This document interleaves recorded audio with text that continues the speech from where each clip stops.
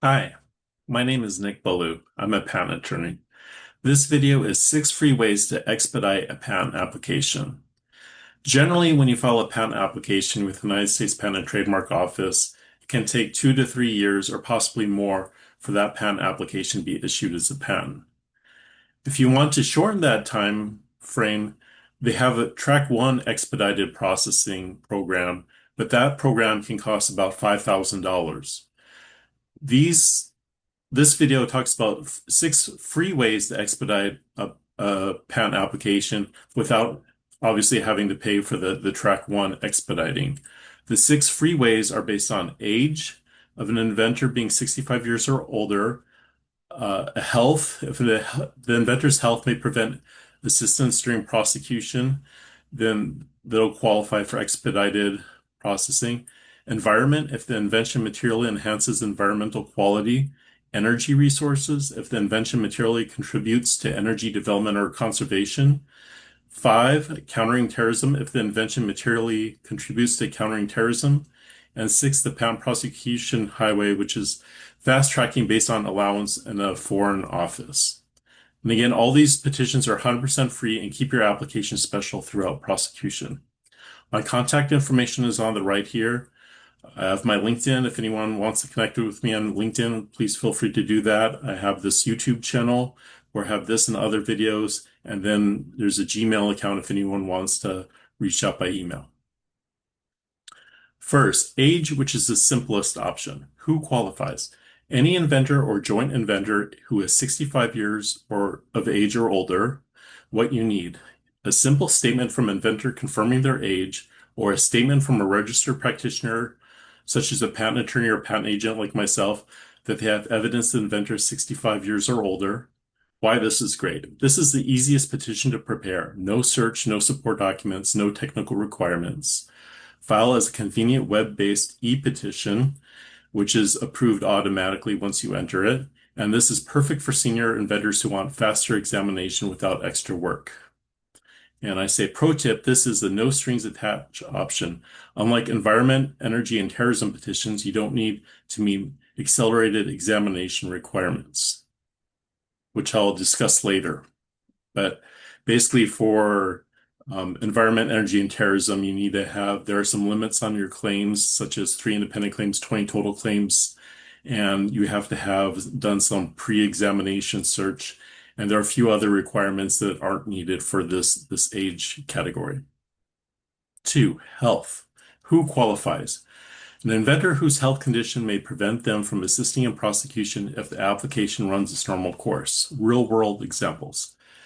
If an inventor is undergoing cancer treatment, if an inventor has a degenerative disease, if the inventor has any serious health condition that could affect availability during the 2 to 3+ year prosecution time window, and what you need. You need a doctor's certificate or other medical certificate. And with this, there's a privacy concern.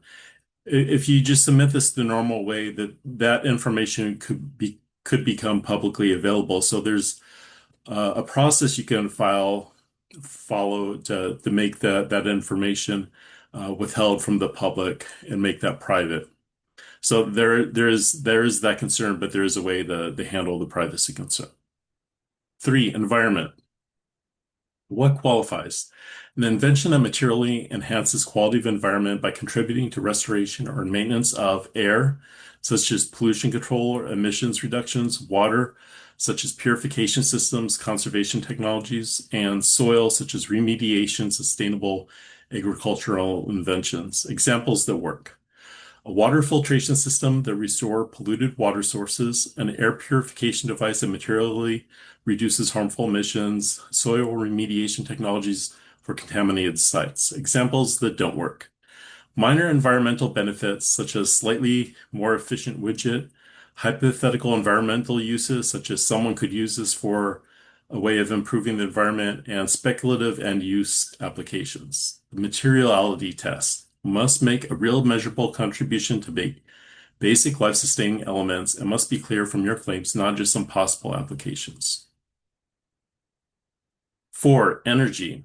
There are two ways to qualify for this. A, the discovery or development of energy resources, such as the discovery or development of fossil fuels, natural gas, coal, petroleum technologies, hydrogen fuel technologies, nuclear energy innovation, solar energy systems.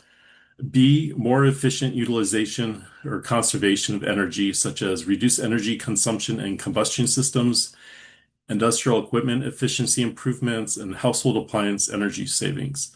So that's a good one if you're making something that uses energy, if it's a refrigerator, if it's a car, if you're making solar panels, energy systems. There are a lot of inventions that could qualify under this category. Real world examples: new solar panel design that increases efficiency, engine technology that reduces fuel consumption, HVAC system that material reduces energy use, battery technology for energy storage, and drilling equipment for energy resource extraction. What won't qualify? Marginal efficiency gains, hypothetical energy saving uses, and minor aspects that tangentially relate to energy. 5. Countering terrorism. What qualifies? Invention that materially contributes to countering terrorism must address threats involving violent acts dangerous to human life intended to intimidate populations, influence government policy, or affect government conduct. Qualifying technology examples: detection systems, explosive detection